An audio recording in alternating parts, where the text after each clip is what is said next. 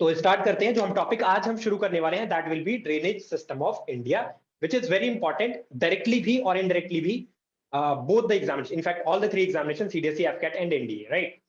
सो geography का topic है, ठीक है। कुछ लोग बोलेंगे कि सर ज्योग्राफी के शुरुआत से आपने शुरू क्यों नहीं की। जो हम इंडियन ज्योग्राफी की बात करते हैं तो शुरुआत हम लोग करते हैं India, it's size and location से, राइट, और उसके बाद फिजियोग्राफिक डिविजन, और तीसरे नंबर पे आता है ड्रेनेज सिस्टम। तो उसका क्या रीजन है मैं आपको बाद में बताऊंगा कि हमने इस टॉपिक से शुरुआत की है, राइट। सो चलिए we will start the topic. अच्छा, उससे पहले मैं थोड़ा सा आप लोगों को एक आइडिया दे देता हूं कि हाउ द थिंग्स गो, किस तरीके से आपको यहाँ पे एग्जाम के अंदर कौन कौन से टॉपिक्स अगर आप लोगों को ना पता हो, तो जैसे जीएस की अगर हम स्पेसिफिकली बात करें तो we have 120 questions, right. GS में हमारे पास 120 क्वेश्चंस होते हैं। पहला टॉपिक है, इनफैक्ट पहली क्लास है हमारी, और पहली क्लास में बिना कुछ पढ़ाए मैं सबसे पहले आपको ये जो एक स्टैटिस्टिक्स है वो समझाने की कोशिश कर रहा हूं। उसका रीजन ये है क्योंकि ये अगर आप समझ जाएंगे तो आगे वाली जो प्रिपरेशन है, आगे के 3 महीने या 4 महीने की जो प्रिपरेशन है आपकी, वो बहुत ही पिन पॉइंटेड रहने वाली है। अदरवाइज हम फिर यूनिडायरेक्शनल नहीं हो पाएंगे। तो देयर आर 120 क्वेश्चन, ये सबको पता है। 100 मार्क्स का टोटल पेपर होता है, जिसमें कि अगर आप स्मार्टली प्ले करें, वैसे तो आपके पास सब्जेक्ट्स कितने होते हैं? सब्जेक्ट्स आपके पास ज्योग्राफी है, right, you have geography, you have civics, history. If anything is if any problem is there audio में या वीडियो में, तो आप लोग चैट में बता सकते हैं, मैं एक बार देख लूंगा, तो we will resolve it, right. इसके अलावा हमारे पास करंट अफेयर्स है जो कि एक बहुत ही इंपॉर्टेंट सेक्शन है, इकोनॉमिक्स है, राइट, देन जनरल साइंस है, जनरल साइंस है, और फिर बाकी के आप टॉपिक्स को आप मिसलेनियस में डाल दो, राइट, ठीक है। बाकी के टॉपिक्स को आप मिसलेनियस में डाल दो।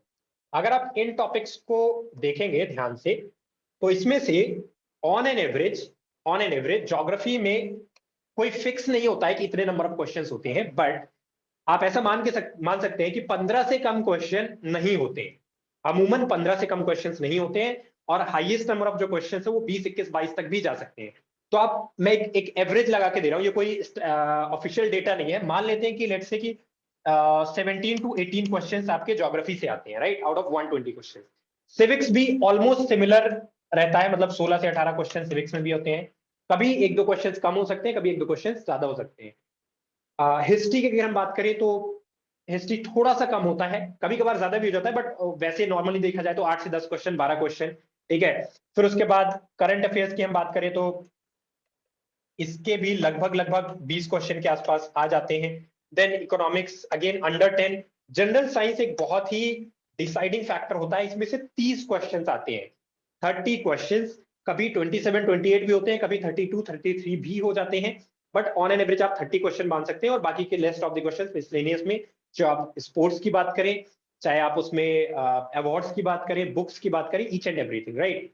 सो अब यहां से आप सोचो कि आपके पास पहले से पता होता है आपको कि क्वेश्चंस कहां से आ रहे हैं। आप 3 सब्जेक्ट्स या 4 सब्जेक्ट्स अपने मनपसंद आप चूज कर लो, और उन 4 सब्जेक्ट्स को आपने शुरू से पिन पॉइंटेड तरीके से अगर पढ़ना स्टार्ट कर दिया, तो आपका सिलेक्शन तय है, राइट। आपका सिलेक्शन तय है। कोई भी 3 से 4 सब्जेक्ट जो हाईएस्ट स्कोरिंग है, जिसमें आप अच्छा कर सकते हो या कर रहे हो ऑलरेडी, राइट। जैसे फॉर एग्जाम्पल अगर मैं यहां से देखूं, तो if you choose these 3 subjects, geography, civics and let's say कि जनरल साइंस, तो ऑल टुगेदर यहां से आपको ऑलमोस्ट बेयर मिनिमम 55 के आसपास क्वेश्चंस और मैक्सिमम 70 तक क्वेश्चंस जा सकते हैं, 65 तक क्वेश्चन जा सकते हैं, ठीक है। तो इन 3 सब्जेक्ट से आपके पास 55 से लेकर के 65 क्वेश्चंस आ रहे हैं, मोर और लेस, राइट। और ऐसा तो है नहीं कि बाकी के सब्जेक्ट्स में आप बिल्कुल ही कुछ नहीं करके जाओगे, चाहे इकोनॉमी हो या फिर हिस्ट्री हो या फिर करंट अफेयर्स हो, राइट। तो जो एक मिथ होता है हमेशा कि हम हमेशा से ये मान के चलते हैं कि नहीं यार, जीएस बहुत कठिन है, बहुत सारी इस तरीके की चीजें एक मार्केट में घूम रही होती हैं। तो नो डाउट आपको एक बेयर मिनिमम जो लेवल ऑफ एफर्ट है वो तो आपको लगाना ही पड़ेगा, वो आपको हमेशा लगाना पड़ेगा। लेकिन ये मिथ जो है, और इसके चक्कर में बहुत सारे बच्चे फेल हो जाते हैं। अभी भी आपका रिजल्ट आया होगा, आपने देखा होगा, एनालाइज किया होगा कि बहुत सारे बच्चे ऐसे होते हैं जो यहाँ पे फेल हो जाते हैं, जिनको ये पता नहीं होता है कि मुझे क्या करना है, कैसे करना है, कितना करना है, and they get distracted, right. They get distracted. So हमें बहुत ही प्लान तरीके से हम शुरुआत से पढ़ेंगे। एक तो हमें पढ़ना अच्छा है। यहाँ पे दो चीजें हैं एग्जाम निकालने के लिए। मैं पहले से आप लोगों को थोड़ा सा आइडिया दे देता हूं कि कोई भी एग्जाम, सिर्फ सीडीएस एनडी एफकेट की बात नहीं है, कोई भी एग्जाम हो उसके लिए दो चीजों की जरूरत होती है। एक तो आपका जो एकेडमिक वेल बीइंग है, जो एकेडमिक स्ट्रेंथ है आपकी, वो आपको चाहिए होगी। अगर आप ये सोचो कि मैं पूजा पाठ करके और मैं एकदम पॉजिटिव माइंडसेट के साथ जा करके और बिना कुछ पढ़े जाऊंगा तब भी हो जाएगा, तो ऐसा नहीं होता है। तो पहला तो आपको एकेडमिकली अपने आप को स्ट्रांग करना पड़ेगा, पढ़ाई करनी पड़ेगी टू बी प्रिसाइज, राइट। दूसरा आपका माइंडसेट, चाहे उसको आप सबकॉन्शियस माइंड की के थॉट प्रोसेस के फॉर्म में आप देखो, चाहे जो भी उसको आप बोलो, आपका माइंडसेट कैसा है, आप किस तरीके से एग्जाम को देखते हो। अगर आप सोचोगे कि आपका नहीं होगा तो नहीं होगा, अगर आप सोचते हो कि आपका हो जाएगा तो हो जाएगा, and it really works, right. So इस तरीके से हमारा डिस्ट्रीब्यूशन होता है। तो शुरुआत हम लोग ज्योग्राफी से करने वाले हैं, क्योंकि उसका एक रीजन ये है कि ज्योग्राफी से 17-18 क्वेश्चन आते हैं, राइट, मोर देन 15 क्वेश्चन आते हैं। तो obviously 1/6 of the paper almost geography cover करता है, which is like quite a huge amount of weightage, right. तो इसलिए हम इस सब्जेक्ट से शुरू करने वाले हैं, पहला चीज। दूसरा चीज, मुझे थोड़ा सा अच्छा लगता है, ठीक है। तो चलो शुरुआत हम लोग करते हैं यहाँ पे ड्रेनेज सिस्टम से, ठीक है। Will start with drainage system. Now what is drainage system? Drainage system से हम लोग क्या समझते हैं, ठीक है। ड्रेनेज क्या होता है? हम लोग बात करते हैं अपने अपने घरों में या कॉलोनीज में, या फिर हम अपने आसपास के इलाकों में बोलते हैं कि ड्रेनेज यहाँ का अच्छा है, या फिर इस जगह का ड्रेनेज खराब है, बेकार है, अच्छा नहीं है। तो व्हाट डज दैट मीन? कोई भी एक रिवर सिस्टम होता है, वो एक चैनल बनाता है, राइट। कोई भी एक रिवर होती है या रिवर सिस्टम होता है, वो एक चैनल बनाता है, राइट।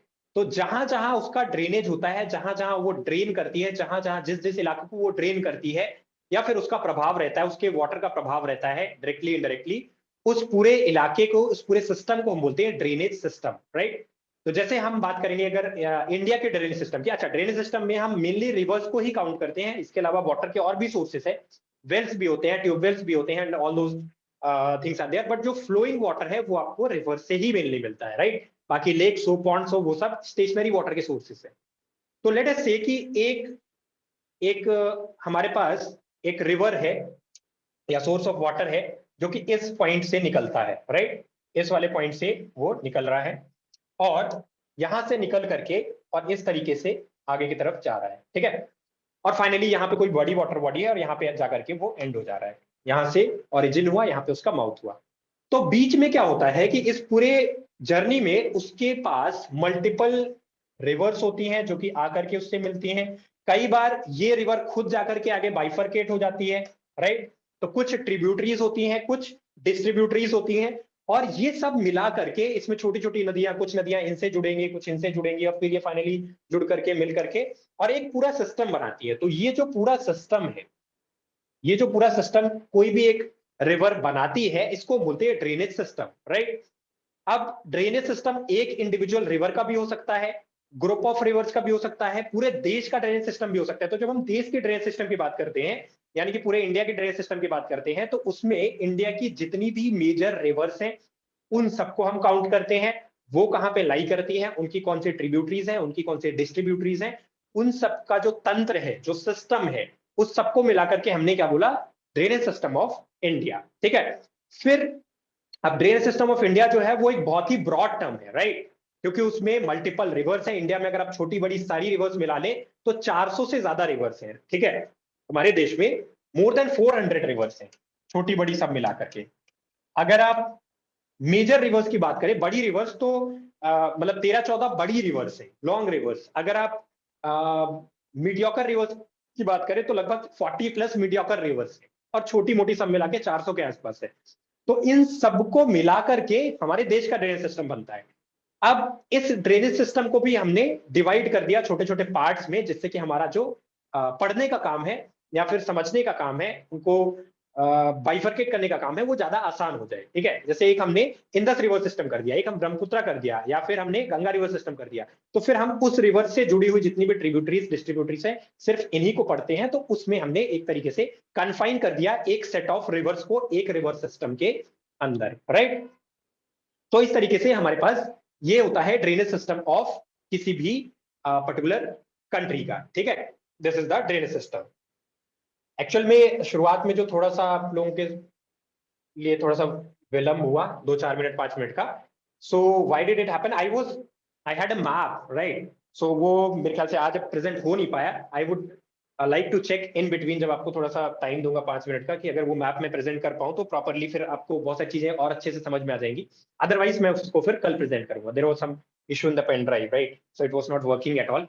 सो ये क्लियर है यहाँ तक। Systematic manner to make flow of water, ठीक है, partially you are correct, right? So systematic manner to create the flow of water, right? ठीक है, चलो।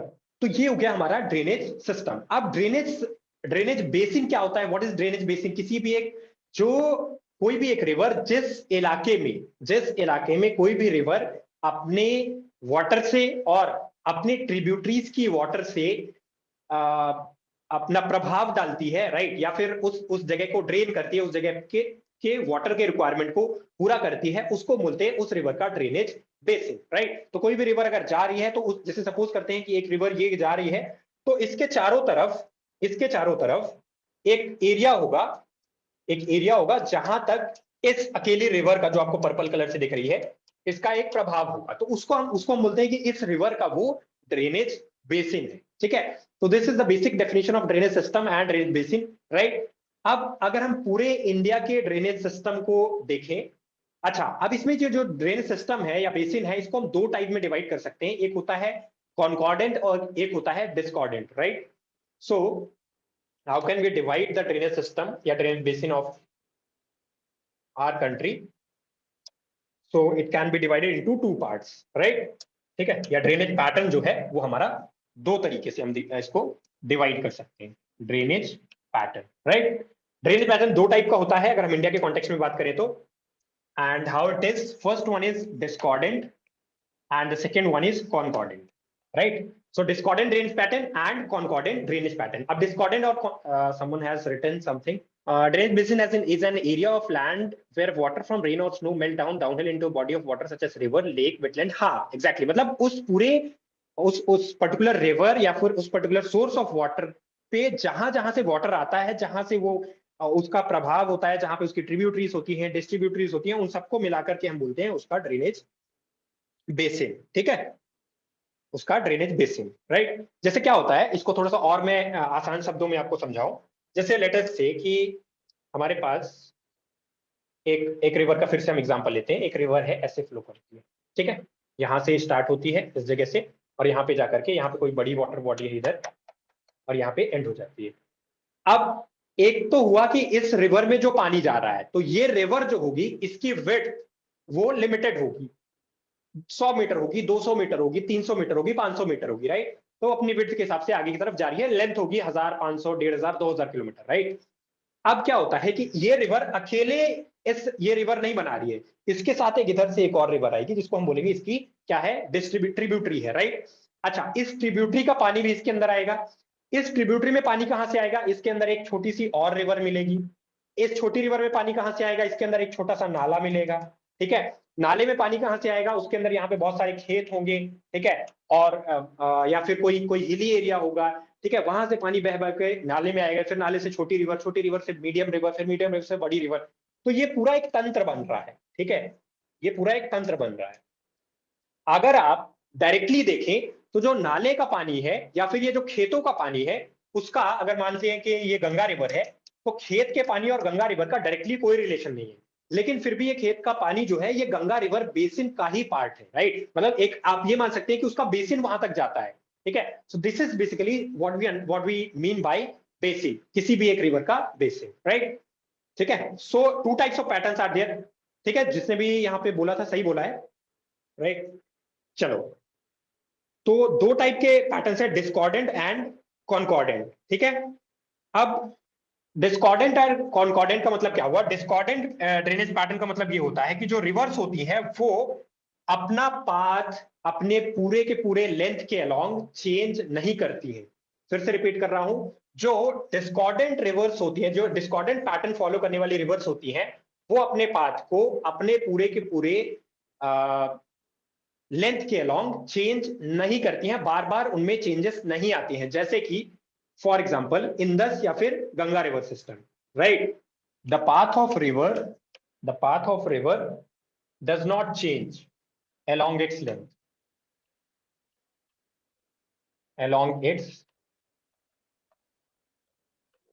length, right. तो उसको हम बोलते हैं डिस्कॉर्डेंट पैटर्न। और कॉन्कॉर्डेंट पैटर्न का मतलब क्या हुआ, जो पाथ ऑफ रिवर है वो चेंज हो जाएगा।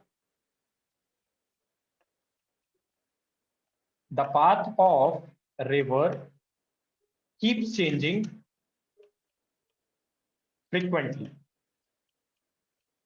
कीप्स चेंजिंग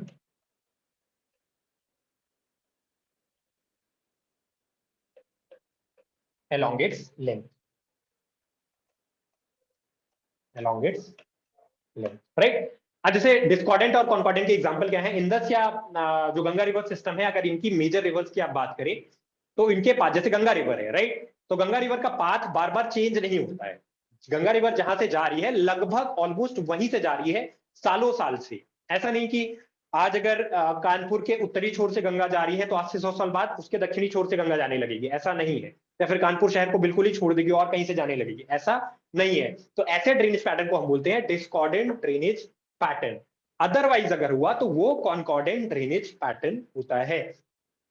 जो हिमालयन रिवर्स होती हैं वो मोस्टली इसी ड्रेनेज पैटर्न को फॉलो करती हैं, डिस्कॉर्डेंट को। यानी कि वहां पे पाथ में कोई चेंज नहीं होता। उसके रीजन कई सारे होते हैं। एक तो ये होता है कि वो ऊपर के हिली रीजन से आ रही होती हैं, हाइट होती है, वहां से नीचे की तरफ आती हैं तो बहुत ज्यादा स्पीड होती है, जिसकी वजह से वो अपने पाथवे को मेंटेन करती हैं। सेकेंड एक रीजन ये होता है कि दीज आर पेरिनियल, राइट। जो हिमालयन रिवर्स होती हैं उनमें पानी 12 महीने 24 घंटे 365 दिन रहता है। गर्मियों के सीजन में थोड़ा कम रहता है, बारिश के सीजन में बहुत ज्यादा रहता है, लेकिन सूखती नहीं है वो, या पानी एकदम से कम नहीं हो जाता है, तो जिसकी वजह से पाथवे उनका मेंटेन रहता है। जबकि जो हमारी पेनिनसुलर रिवर्स जिनके बारे में आगे हम पढ़ेंगे, तो वो क्या होती हैं, वो they are non perennial, right. They are most of them are seasonal, right. और even if they are not completely seasonal, they are partially seasonal. यानी कि जो गर्मियों का सीजन आता है उसमें पानी की मात्रा सिग्निफिकेंटली कम हो जाती है, राइट। प्लस उनका जो टेरेन है, जब हम हिमालयन रिवर्स की बात करते हैं तो ये mostly flow in the northern plains region, right. वो नॉर्दर्न प्लेन में ज्यादातर फ्लो करती है। जबकि जो नीचे वाली पार्ट है, नीचे वाली नदियां हैं, वो प्लेट्यू वाले रीजन में, पेनिनसुलर प्लेट्यू वाले रीजन में फ्लो करती है। तो इस वजह से वहां पे ये पैटर्न आपको देखने को मिलता है, द कॉन्कॉर्डेंट वन, राइट। तो ये इस तरीके से है, ठीक है। डिस्कॉर्डेंट जैसे कि आप यहाँ पे एग्जाम्पल दे सकते हैं, इसका एग्जाम्पल है इंदस, ब्रह्मपुत्रा, राइट। यहाँ पे एग्जाम्पल आप देख सकते हैं गोदावरी, कावेरी एक्सेट्रा, जितनी भी पेनिनसुलर रिवर्स है, ठीक है। तो ये दो टाइप के ड्रेनेज पैटर्न होते हैं, discordant and concordant drainage pattern, right. यहां तक क्लियर है। अब बढ़ते हैं हम लोग आगे, ठीक है। Now we will move forward. अब जो इंडियन रिवर सिस्टम है, जो इंडियन ड्रेनेज सिस्टम है, इसको बेसिकली हम दो पार्ट्स में डिवाइड करते हैं, राइट। सो जो हमारा इंडियन रिवर सिस्टम या इंडियन ड्रेनेज सिस्टम है उसको हम दो पार्ट में डिवाइड करते हैं। कैसे दो पार्ट में डिवाइड करते हैं इसको हम लोग देखते हैं। जो हमारा ड्रेनेज सिस्टम है दो पार्ट में डिवाइडेड है, या फिर आप ये कह सकते हैं कि हम अपने थोड़ा सहूलियत के लिए हमने दो पार्ट में उसको डिवाइड कर लिया। जो इसमें से जो हमारा पहला पार्ट है, वो है हिमालयन रिवर्स का, और दूसरा पार्ट है पेनिनसुलर रिवर्स का। The first one is Himalayan reverse, the second one is peninsular reverse, right. So Himalayan rivers and peninsular rivers we have. Himalayan rivers and peninsular rivers. ठीक है, बहुत आसान है। हिमालयन रिवर्स वो reverse जो कि Himalayan mountain ranges से originate होती हैं।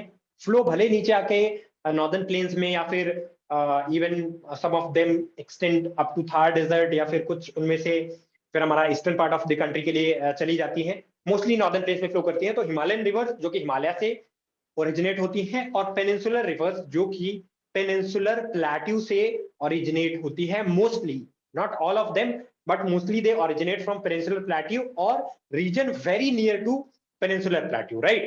So इसको हम बोलते हैं, दो पार्ट में हमने डिवाइड किया। पहला पार्ट है हिमालयन रिवर्स, दूसरा पार्ट है हमारे पास पेनिनसुलर रिवर्स, राइट। अब हिमालयन रिवर्स को भी हमने दो पार्ट में डिवाइड किया है। हमने हिमालयन रिवर्स को भी दो पार्ट में डिवाइड किया है, इनफैक्ट तीन पार्ट में डिवाइड किया है। वो कैसा है ये भी हम लोग देख लेते हैं। हिमालयन रिवर्स को हमने तीन डिफरेंट सेक्शंस में डिवाइड किया है। इसमें से पहला सेक्शन है Indus river system, Indus river system. फिर दूसरा सेक्शन है Ganga river system, Ganga river system. और तीसरा पार्ट है Brahmaputra river system, Brahmaputra river system. ठीक है, पेनिनसुलर रिवर्स को एज सच हमने डिवाइड नहीं किया है। छोटे मोटे डिविजन्स हैं, ईस्ट फ्लोइंग, वेस्ट फ्लोइंग, इस तरीके से, लेकिन बड़े डिविजन्स नहीं है। जो बड़े डिविजन्स है वो यहाँ पे आपको हिमालयन रिवर्स में देखने को मिलेंगे। कैसे कैसे? पहला है इंडस रिवर सिस्टम, दूसरा है गंगा रिवर सिस्टम, तीसरा है ब्रह्मपुत्र रिवर सिस्टम। तो ओवरऑल पूरे हिमालयन माउंटेन रेंजेस से मल्टीपल, मतलब सैकड़ों नदियां निकलती है, छोटी मोटी सब मिला करके, राइट। बड़ी नदियों की भी आप बात करेंगे तो 20-25 लगभग बड़ी नदियां निकलती हैं, ठीक है, बड़ी और मीडियम मिला करके। तो उनको हमने, उन बड़ी नदियों को या मीडियम नदियों को हमने तीन डिफरेंट रिवर सिस्टम में डिवाइड कर दिया है। एक वो रिवर्स जो इंडस का पार्ट है, इंडस के ट्रिब्यूटरीज हैं, और इंडस के जिस डायरेक्शन में इंडस फ्लो करती है उधर जाकर के कहीं ना कहीं डायरेक्टली इनडायरेक्टली इंडस में जाकर के मिल जाती है, वो इंडस रिवर सिस्टम को बनाती है। वो रिवर्स जो गंगा या फिर गंगा की ट्रिब्यूटरीज में जाकर के मिल जाती है, उनको हम लोग बोलते हैं गंगा रिवर सिस्टम का पार्ट। और वो रिवर्स जो ब्रह्मपुत्र या फिर ब्रह्मपुत्र के ट्रिब्यूटरीज में जाकर के मिल जाती है, उनको हम बोलते हैं ब्रह्मपुत्र रिवर सिस्टम का पार्ट। ठीक है, सो तीन पार्ट में डिवाइड कर लिया। पेनिनसुलर रिवर्स जो हमारी नीचे की नदियां हैं, यानी कि प्लेट्यू वाले रीजन की, इनको हम लोग सेपरेटली पढ़ेंगे। अब इंडस रिवर सिस्टम में मेनली 6 रिवर्स हैं, गंगा रिवर सिस्टम में इससे ज्यादा रिवर्स हैं, same goes with Brahmaputra river system, right. तो इनको भी हम एक एक करके यहाँ पे देखेंगे। एक बार यहां तक आप लोग थोड़ा सा चैट में आ जाओ, if the things are clear और नॉट, और फिर हम लोग इसको आगे बढ़ाते हैं। ठीक है, चलो।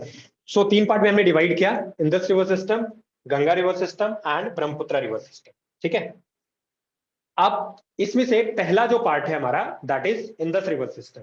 ठीक है, इसको हम लोग देखते हैं। हिमालयन रिवर्स में से तीन रिवर सिस्टम्स हैं, उनमें से पहला पार्ट है हमारा इंडस रिवर सिस्टम, जिसको कि हम लोग यहाँ पे देखने वाले हैं।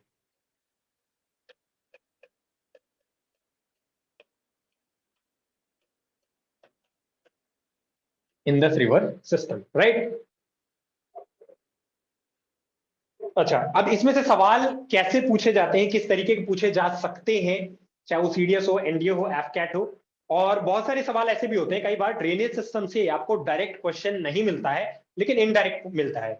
यूपीएससी की और सीडीएस की खास बात यही है कि अगर आप ये सोचो कि मैंने गंगा रिवर सिस्टम को पूरा पढ़ लिया, अब तो इससे कोई भी सवाल आएगा तो मैं कर ही लूंगा, तो ये आपकी बेवकूफी होगी।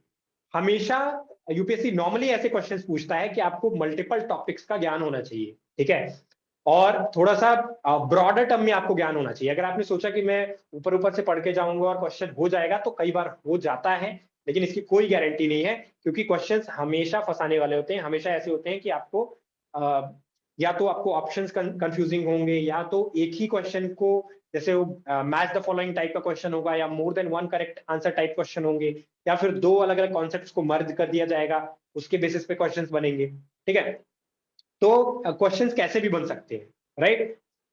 तो अब इसमें से सबसे जो पहला है, that is Indus river system. Indus river system में से 6 अलग अलग नदियां हैं, जिसमें कि सेंट्रल नदी है इंडस, राइट। इसमें से सेंट्रल नदी है हमारे पास इंडस, और उसके इर्द गिर्द 6 अलग अलग नदियां हैं, इनफैक्ट 5 अलग अलग नदियां हैं।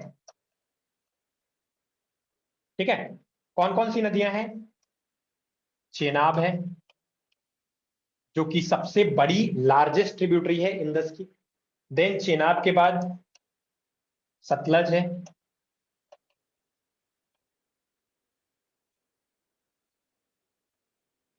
राइट। देन सतलज के बाद रावी है, देन बीस है, झेलम है। ठीक है, तो 5 अलग अलग नदियां हैं, झेलम, बीस, रावी, चेनाब और सतलज मेजर। ठीक है, जो कि इंडस रिवर सिस्टम का पार्ट बनती है। इंडस को मिला के 6 नदियां हैं, 6 बड़ी नदियां हैं, राइट।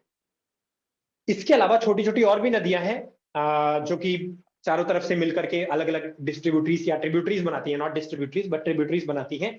तो वो हैं, उनके बारे में भी हम देखेंगे जब हम इंडिविजुअल नदियों को यहाँ पे देखेंगे। तो ये 6 नदियां मिला करके इंडस, रावी, चिनाब, बीस, सतलज और झीलम, ये 6 नदियां बना करके इंडस रिवर सिस्टम को फॉर्म करती हैं, जिसमें सेंट्रल नदी है इंडस।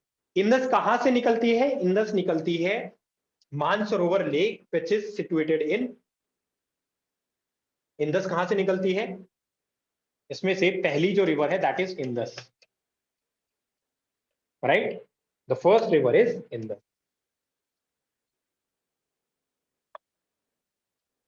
इंडस का जो ओरिजिन है, origin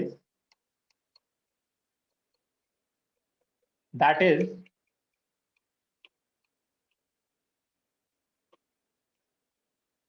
Mansarovar lake in Tibet. Tibet China का पार्ट है या फिर नहीं है? कितने लोग मानते हैं कि Tibet is the part of China और कितने लोग नहीं मानते हैं? Tibet is a part of China और not? China claims that Tibet is its territory. Claim करता है या नहीं है? क्लेम तो करता है Tibet territory, although it's not. अच्छा, ठीक है। तो तिब्बत इसका मतलब कि इंडिपेंडेंट क्या है? इंडिपेंडेंट कंट्री है। हाँ, तिब्बत के साथ ये है कि तिब्बत तिब्बत कहता है कि हम ऑटोनोमस हैं, हमारा अपना संविधान है, हमारा अपने हिसाब से सारी चीजें चलती हैं। और चाइना कहता है कि नहीं, जस्ट एज ताइवान डिपेंडिंग, जो है Tibet could not do it exactly.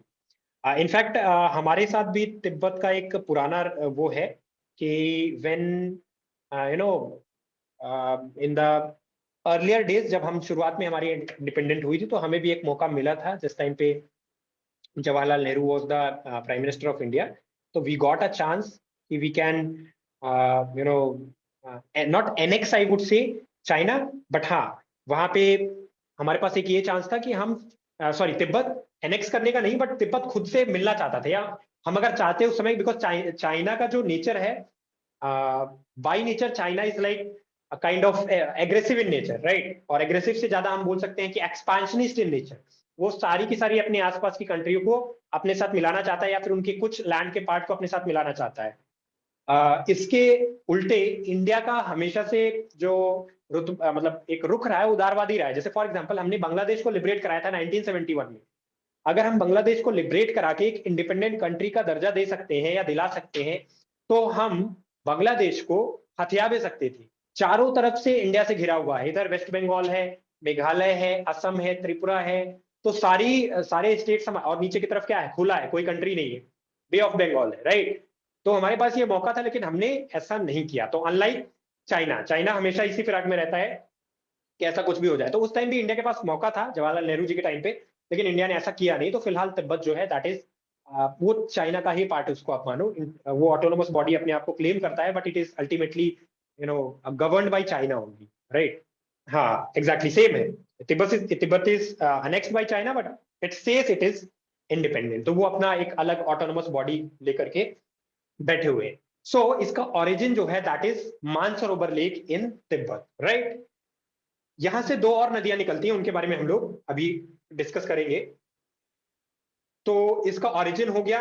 और इसके बाद अगर हम इसके माउथ की बात करें, माउथ का मतलब इसका एंड कहां पे हो रहा है, तो इसका एंड कहां पे है? इसका एंड है अरेबियन सी में। इसका एंड है अरेबियन सी में, right. So basically Indus river Tibet से निकलती है, मानसरोवर लेक से निकलती है, निकल करके यहां से निकलती है, निकल करके ऊपर की तरफ फ्लो करती है, राइट। फिर उसके बाद एंटर करती है इंडिया में वाया ले। उसके बाद ये जाती है ऊपर से, फिर पीओके होते हुए फिर वो वापस आ जाती है पाकिस्तान में, और फिर फाइनली जाकर के अरेबियन सी में ड्रेन हो जाती है। तो कुछ इस तरीके से स्ट्रक्चर है किसका, इंडस का। कल हम ये सारे स्ट्रक्चर्स को प्रॉपरली मैप के साथ पढ़ेंगे। आज कुछ थोड़ा सा टेक्निकल इश्यू था जिसकी वजह से मैं मैप शो नहीं कर पाया, तो डोंट वरी अबाउट दैट। कल से हम प्रॉपरली मैप के साथ इन सब चीजों को देखेंगे, तो ये जो चीजें आप जो समझने वाली चीजें वो और जल्दी समझ में आएंगी।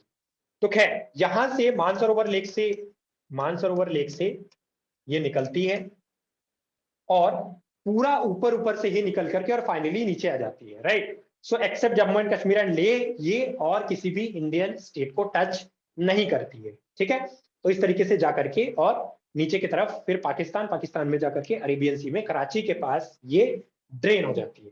सो फर्स्ट रिवर क्या है हमारे पास? इंदस, राइट।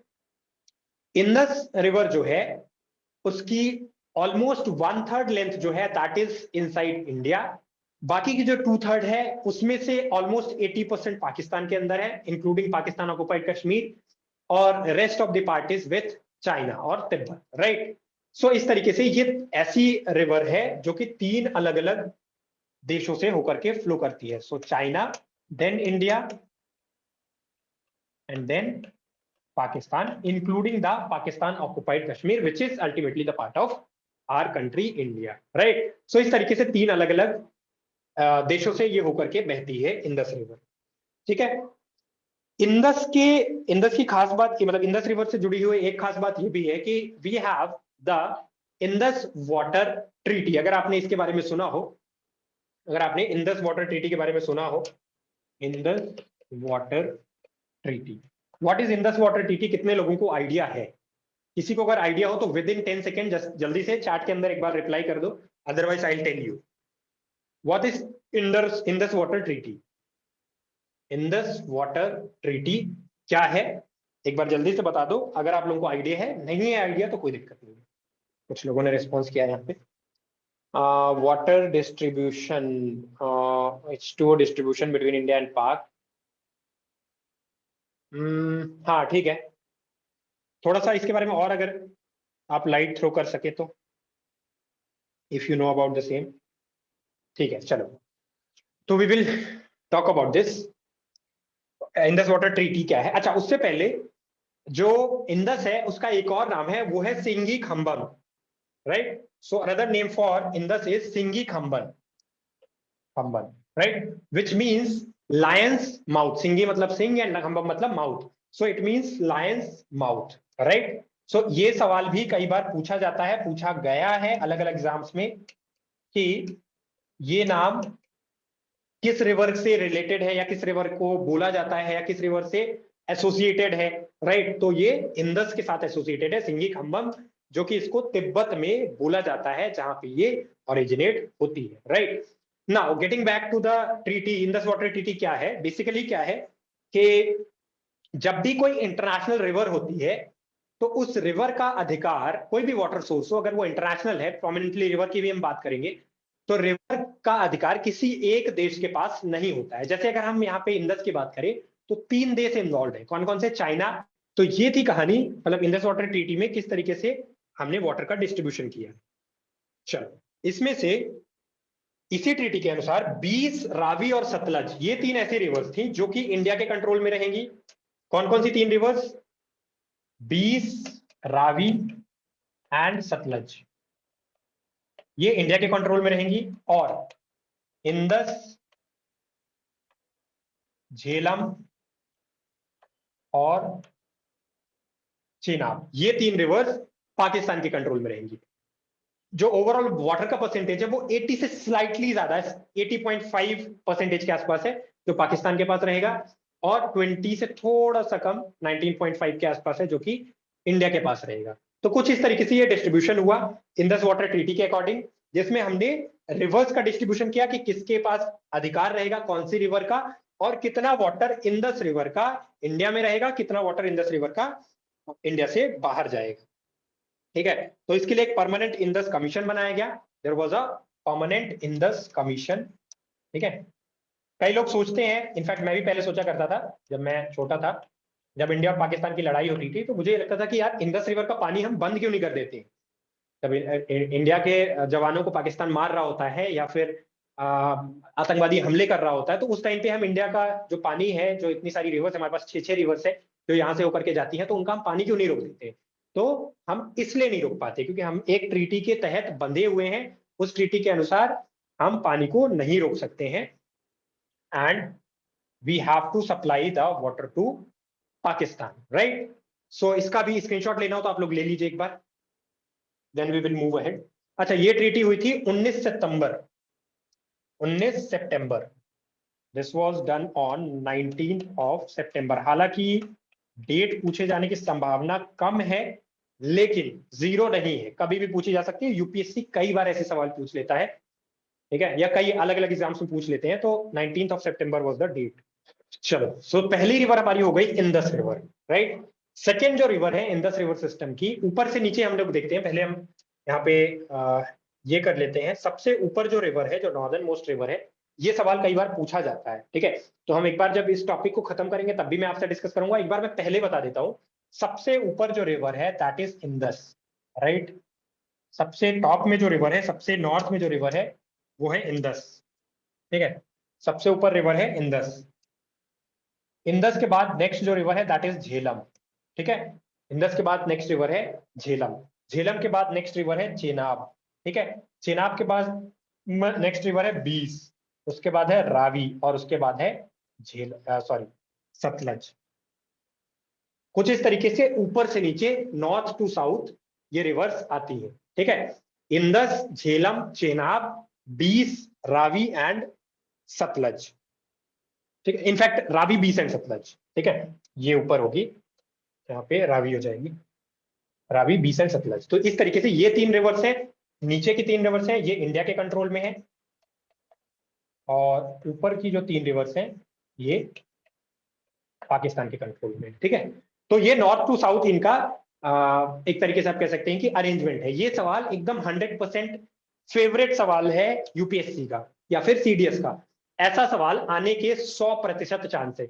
नहीं आए अलग बात है, लेकिन ऐसा सवाल हमेशा पूछा जाता है कि इन 6 रिवर्स को या 4 रिवर्स को या 3 रिवर्स को नॉर्थ टू साउथ अरेंज करिए, साउथ टू नॉर्थ अरेंज करिए। तो ये सवाल आपको आना चाहिए। सबसे ऊपर है इंदस, देन झेलम, चेनाब, रावी, बीस एंड सतलज, राइट। तो ये हो गया ओरिजिन मानसरोवर लेक तिब्बत, ठीक है। फिर उसके बाद माउथ है अरेबियन सी में, चाइना, इंडिया, पाकिस्तान तीनों जगह पे होती है। 2900 किलोमीटर प्लस इसकी लेंथ है, जिसमें से 900 समथिंग है इंडिया में, रेस्ट ऑफ द लेंथ है पाकिस्तान और वहां पे तिब्बत या फिर चाइना के अंदर, राइट। चलिए, इंदस के बाद नेक्स्ट जो रिवर है दैट इज झेलम। अच्छा, इंदस रिवर का इंडिया में बहुत बड़ा ऐसा कोई वो नहीं है, रोल नहीं है। वो ऊपर ऊपर से जाकर के निकल जाती है लेह, और फिर पाकिस्तान ऑक्युपाइड कश्मीर, और फिर सीधे पाकिस्तान में एंट्री कर जाती है, राइट। फिर सेकेंड जो रिवर है वो है झेलम। सेकेंड रिवर है झेलम। झेलम का अगर आप देखेंगे कि ऑरिजिन कहां से होता है, तो झेलम का ऑरिजिन होता है Verinag. It originates in Verinag. Verinag is basically a place in Anantnag district of Jammu and Kashmir state. State ही है, स्टेट नहीं है, Jammu and Kashmir union territory, right. So it is in the Anantnag district of Jammu and Kashmir union territory. Origin है यहाँ पे झेलम का। और झेलम का जो सूर्यास्त होता है, या फिर ये कहें कि झेलम का जो एंड होता है, यानी कि उसका जो माउथ है, वो कहाँ पे है? सबसे बड़ी ट्रिब्यूटरी जो है इंदस रिवर की, वो कौन सी है? मैंने अभी आपको बताया था, चेनाब। तो झेलम रिवर फाइनली जाके कहां मिल जाती है? झेलम रिवर कहां मिलती है? चेनाब के अंदर, राइट। सो इसका ओरिजिन है वेरीनाग में, जो कि अनंतनाग में है। माउथ है चेनाब में, जो कि किससे मिलती है? फाइनली इंदस रिवर से मिलती है, राइट। कहां मिलती है? इंदस रिवर से मिलती है।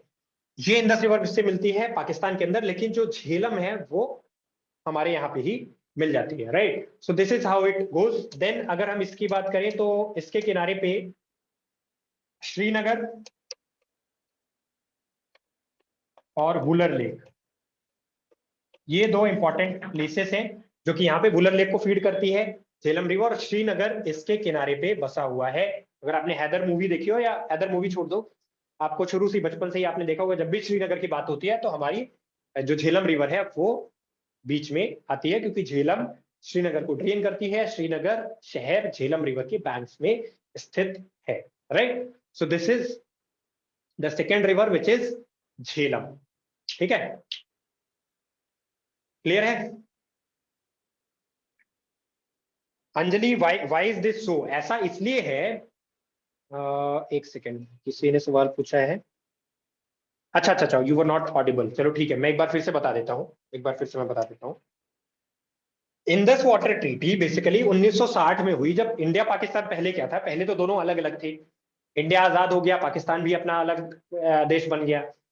तो अब इंडस जो कि एक मेन रिवर है, मेजर रिवर है, सबसे लंबी रिवर है, तो उस रिवर को लेकर के उसका पानी कितना कौन खर्च करेगा, इसको लेकर के 1960 में एक ट्रीटी हुई, जिसमें इंटरनेशनल बॉडीज भी का भी रोल था, राइट।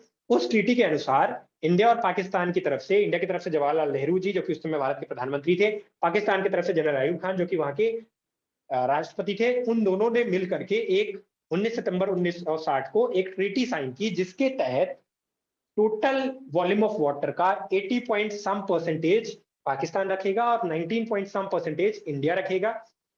एक तो ये ट्रीटी में था। दूसरा ट्रीटी के अनुसार ये था कि तीन रिवर्स, बीस, रावी और सतलज, इनका कंट्रोल इंडिया के पास रहेगा, इंडिया इनमें कुछ भी कर सकता है। और तीन रिवर्स, चेनाब, झेलम और इंदस, इनका कंट्रोल रहेगा पाकिस्तान के पास, राइट, इनके वाटर का।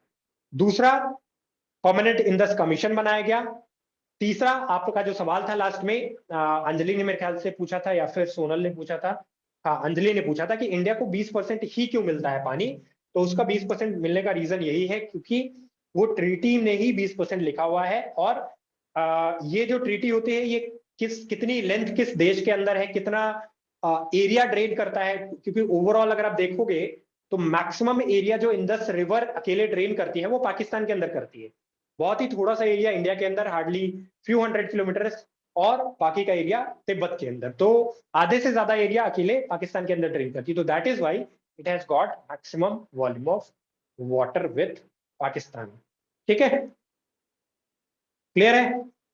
चलो, तो ये है हमारा इंडस रिवर सिस्टम, जिसमें हमने इंडस के बारे में बात की। मैं बाकी के जो रिवर्स है उनको हम लोग कल से डिस्कस करेंगे, थोड़ा सा 5-10 मिनट बातचीत कर लेते हैं। कल से हम लोग मैप के थ्रू करेंगे प्रॉपरली, बहुत अच्छे से मैंने मैप्स को अरेंज किया है, सब कुछ किया है। बस आज due to some technical issue map was not I was not able to show the map. तो वहां से आपको जो क्लैरिटी है ना, वो ये मान के चलो कि जितना अभी आपको समझ में आ रहा है उसका 10 गुना ज्यादा समझ में आएगा कल से, जब हम मैप से प्रॉपरली पूरे क्लास को देखेंगे। ठीक है, सो आज हमने क्या क्या देखा, क्या क्या चीजें हमने पढ़ी। हमने ये देखा कि इंडियन ड्रेनेज सिस्टम क्या है, किस तरीके से हम उसको डिवाइड करते हैं। ठीक है, पहली चीज तो ड्रेनेज सिस्टम ही क्या होता है, फिर ड्रेनेज बेसिन क्या होता है, किस टाइप के ड्रेनेज सिस्टम होते हैं, पैटर्न्स होते हैं, डिस्कॉर्डेंट एंड कॉन्कॉर्डेंट के बारे में हम डिस्कशन किया। हिमालयन रिवर्स को हम टोटल इंडियन रिवर्स को हम हिमालयन और पेनिनसुलर रिवर्स में डिवाइड करते हैं। हिमालयन रिवर्स को हमने 3 टाइप में डिवाइड किया, Indus river system, Ganga river system और ब्रह्मपुत्र रिवर सिस्टम। फिर हमने नेक्स्ट क्या किया, पेनिनसुलर रिवर जो कि नीचे वाली रिवर्स है उनको अभी हम लोग नहीं देख रहे हैं। फिर ऊपर की रिवर्स यानी हिमालयन रिवर्स में से भी हमने इंडस रिवर को देखा। इंडस रिवर सिस्टम में जो सेंट्रल रिवर है वो कौन से है, इंडस। उसके साथ 5 मेजर और रिवर्स हैं, चेनाब, सतलज, रावी, बीस, झेलम। और इसके अलावा भी रिवर्स है, इसके अलावा भी रिवर्स है, करगिल है, द्रास है, श्योक है, बहुत सारी ऐसे रिवर है। ठीक है, तो उन सभी रिवर्स को मिला करके ये पूरा रिवर सिस्टम बनता है। फिर इंडस रिवर सिस्टम में सबसे इंपॉर्टेंट क्या है, इंडस है, कहां से ओरिजिनेट होती है, कहां माउथ है। इंडस वाटर ट्रीटी के बारे में हमने देखा, और इससे आगे की कहानी हम लोग कल से देखेंगे, राइट। क्लियर है? तो चलिए ठीक है, यहां तक आज हमने क्लियर किया, मतलब पढ़ाई की, एवरीथिंग इज क्रिस्टल क्लियर। कोई भी ऐसा पोर्शन, अंजलि, अंकुश, सोनल, हिमानी, एनीवन, कोई भी ऐसा पोर्शन हो जो आप लोगों को दोबारा बताना हो, कोई भी ऐसा पोर्शन जिसको मैं फिर से समझा सकूं, तो I will be more than happy to assist you. और कल से जो क्लास है वो नेक्स्ट लेवल की होने वाली है, क्योंकि I don't know how it did not work but I was ready with everything. Map से जो ये ज्योग्राफी को मैप से पढ़ने का मतलब जो मजा है वो एकदम अद्भुत है। अगर आपकी दोस्ती मैप के साथ है तो समझ लो कि ज्योग्राफी आपके लिए एकदम केक वॉक हो जाएगा, इतना मजा आएगा ज्योग्राफी पढ़ने में। और अभी मैं इस चीज को साबित करके दिखाऊंगा जब हम मैप्स के थ्रू सारी चीजों को देखेंगे, चाहे वो ड्रेनेज हो, चाहे वो स्टेट्स और यूनियन टेरिटरीज की बात हो, चाहे वो फिजियोग्राफिक डिविजन्स की बात हो, चाहे वो लैटिट्यूड लॉन्गिट्यूड की बात हो, हम सब कुछ मैप से देखेंगे, ईच एंड एवरीथिंग। ऐसी एक भी क्लास आपको नहीं मिलेगी ज्योग्राफी में जहां पे हम मैप का इस्तेमाल डायरेक्टली इनडायरेक्टली ना करें, राइट। तो कल से प्रॉपरली हम मैप से पढ़ाई करेंगे। तो चलिए, यहां तक सबको क्लियर है? कोई भी टॉपिक जिसको मैं दोबारा समझा सकूं आप लोगों को? Okay, drainage basin. Drainage basin देखो, बेसिकली क्या होता है कि कोई भी जैसे मैंने आपको समझाया था कि एक रिवर है, लेट्स से कि यहाँ पे एक रिवर है, ये रिवर जा रही है, ठीक है, ये रिवर है। तो हमारे दिमाग में नॉर्मली क्या रहता है कि अगर ये गंगा रिवर है, इस विड्थ से ऐसे फ्लो करके जा रही है, तो ये गंगा रिवर सिर्फ इतनी ही है, इसी को हम गंगा बोलते हैं। तो एक्चुअल में गंगा रिवर तो यही है, लेकिन उसका जो बेसिन है ना, वो इसके आसपास कई किलोमीटर तक फैला हुआ होता है। कई बार कुछ 10-20 किलोमीटर, 50 किलोमीटर तक, और कई बार कुछ 100 किलोमीटर तक भी ये फैला हुआ होता है, ठीक है। अब ड्रेनेज बेसिन का मतलब क्या हुआ?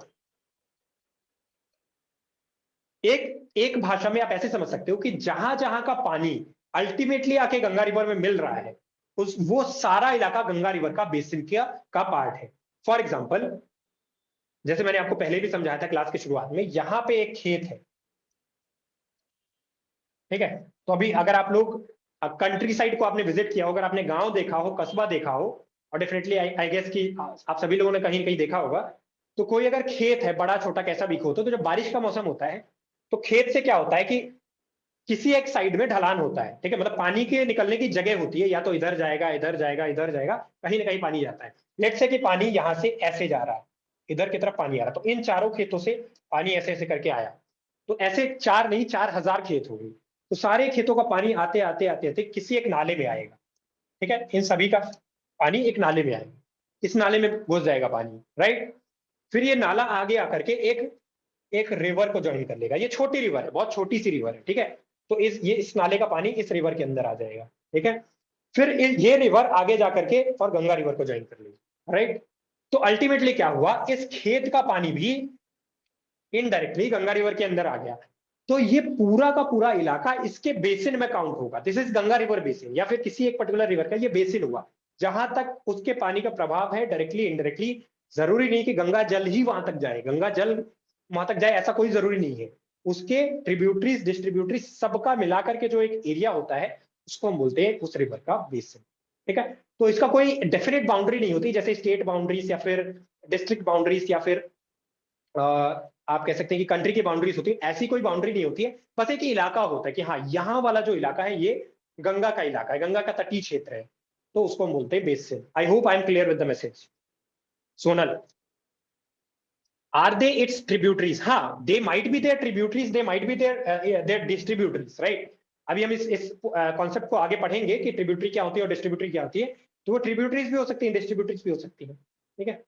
आपको जो नोट्स वगैरह मिलेंगे वो प्रॉपर मैप के साथ ही मिलेंगे, ठीक है, प्रॉपर मैप वाले नोट्स ही मिलेंगे, तो जिसको आप एक बार पढ़ोगे, एक बार रेफर करोगे, अभी से लेकर के सीडीएस एग्जाम तक कभी नहीं भूलने वाला है, कभी भी नहीं भूलने वाला है।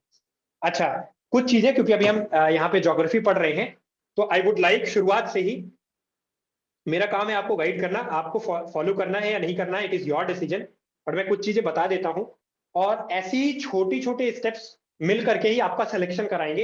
ये चीज ध्यान रखना, ये चीज हमेशा ध्यान रखना कि छोटी छोटी जो चीजें आप हर दिन अपनी लाइफ में करेंगे, जो जो जो अपने आप के लिए आप हर दिन इनपुट देंगे, वो ही आपका सिलेक्शन कराएगा, ना कि लास्ट की 10 दिन की पढ़ाई, 5 दिन की पढ़ाई, 7 दिन की पढ़ाई। वो आपका सिलेक्शन बाई चांस किसी बार करा सकती है, लेकिन अगर आपको श्योर होना है कि मुझे 100% सेलेक्ट होना है रिटन एग्जाम में, तो आज से मेहनत करना शुरू कर दीजिए और छोटे छोटे एफर्ट्स की वैल्यू करना शुरू कर दीजिए, राइट। पर्सनली मैं एक चीज चाहूंगा कि आप लोग जहां कहीं भी पढ़ाई करते हैं, जिस रूम में पढ़ाई करते हैं, हॉल में पढ़ाई करते हैं, बेड में पढ़ाई करते हैं, जहां कहीं भी करते हैं, टैबलेट के थ्रू करते हैं, जैसे भी करते हैं, लैपटॉप के थ्रू करते हैं, मैथ्स को अपने पास रखिए।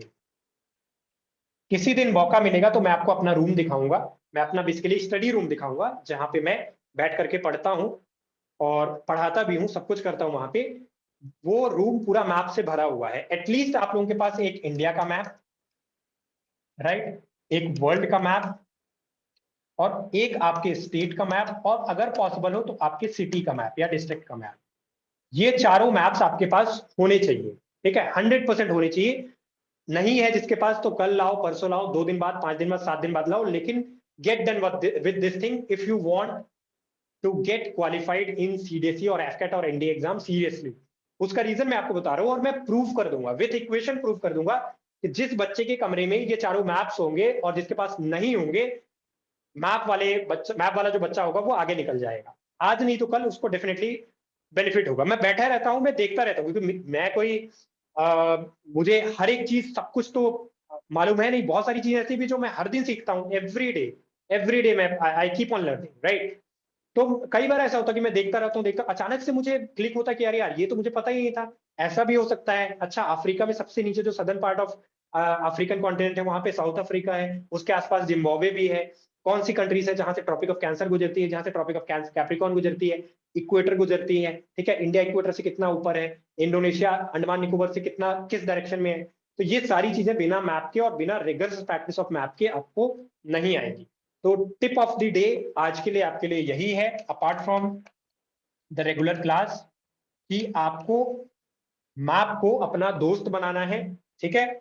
और बिना मैप के पढ़ाई नहीं करनी है, मैप के साथ ही पढ़ाई करनी है, स्पेशली ज्योग्राफी, ताकि आपको बहुत सारी चीजें बहुत आसानी से समझ में आ जाए, एफर्ट आपका मिनिमाइज हो जाए, ठीक है। क्लियर? चलो, the class was amazing, thank you so much. और मैं आपको बता देता हूं हम लोग कैसे कैसे पढ़ने वाले हैं। अभी हम लोग क्या करेंगे ना, कि मिक्स हमारा चलेगा, geography, civics, science, history, economics, हम सबको पढ़ेंगे। कुछ टॉपिक शुरुआत में हम ज्योग्राफी लेंगे, फिर हम we will shift to either science और जनरल साइंस और civics, then economics, then polity, then you know history, then miscellaneous. तो ऐसे करके हम मिक्स करके चलते रहेंगे। लेकिन शुरुआत में मैं कोशिश करूंगा कि 3 इंपॉर्टेंट सब्जेक्ट, सिविक्स, ज्योग्राफी और जनरल साइंस, ये मैं आपके कंप्लीट करा दूं। क्योंकि शुरू के 1 से 1.5 महीने में अगर हमने ये कंप्लीट कर लिया, तो आपका 60 से 70 क्वेश्चंस का जुगाड़ हो गया। 60 से 70 क्वेश्चंस का जुगाड़ हो गया। और अगर आप ईमानदारी से मेरी क्लास में पढ़ोगे, तो ये मान के चलो, ये लास्ट टाइम का रिकॉर्ड भी है कि लास्ट टाइम हमने सिर्फ ज्योग्राफी और सिविक्स पढ़ा था, और out of geography and civics only and few portion of general this thing current affairs, more than 40 questions हुए थे। मतलब मैंने 55 क्वेश्चन के आसपास का सिलेबस कवर किया था, और उसमें से 40 क्वेश्चन एग्जाम में आए थे सीरियसली, राइट। तो शुरू के ये जो 3 टॉपिक्स हैं, इनमें से 70 क्वेश्चन का सिलेबस कवर करूंगा, और उसमें से ये मान के चलो आप कि 55 से 60 क्वेश्चन और मोर देन दैट आने के 100% गारंटी देता हूँ, 100% guarantee. If you learn these 3 subjects in the very initial phase, शुरू के 1 से 1.5 महीने में, तो 55-60 क्वेश्चन का आपका जुगाड़ हो गया। अब आपकी मेहनत, आपकी हार्डवर्क और आपकी समझदारी के ऊपर डिपेंड करता है कि आप उस 60 क्वेश्चन में से कितने नंबर ला पाते हो, ठीक है। हाँ, कल की class will be 2 much good, बिल्कुल सही बात है। बहुत अच्छी क्लास होने वाली है, क्योंकि हम मैप से पढ़ने वाले हैं। तो आज के लिए यही बस इतना ही है, जितना हमने पढ़ लिया इसको एक बार रिवाइज कर लेना। रिकॉर्डिंग्स वगैरह आपको मिल जाएगी जब क्लास एंड हो जाएगी, मतलब सारा चैप्टर जब खत्म हो जाएगा, यानी कि ये ड्रेनेज सिस्टम का चैप्टर खत्म हो जाएगा, तो आपको नोट्स मिल जाएंगे। और इस चीज को बिल्कुल ध्यान देना, जिसके पास मैप नहीं है, आज से ही इंडिया, वर्ल्ड, स्टेट और सिटी का मैप अपने आसपास कहीं सर के ऊपर, दीवार में, सीलिंग में, जहां मर्जी हो वहां लगा लो, लेकिन 100% लगा लो। आई कैन गारंटी कि आपकी मेहनत 15 से 20% कम हो जाएगी, ठीक है। एक ऐसा बच्चा जो मैप लगा करके पढ़ेगा, और एक ऐसा बच्चा जो बिना मैप के पढ़ेगा, इस वाले की मेहनत थोड़ी सी कम हो जाएगी, और बहुत मजा आएगा जब आप चीजों को समझोगे मैप के through, right. So I hope this is it for the day. So thank you so much, bye bye, good evening, जय हिंद। मिलते हैं कल। इंडस रिवर सिस्टम के बाकी रिवर्स को पढ़ेंगे, और फिर हम शुरुआत करेंगे गंगा रिवर सिस्टम, जो कि हमारे देश का सबसे बड़ा रिवर सिस्टम है। सो थैंक यू सो मच, जय हिंद।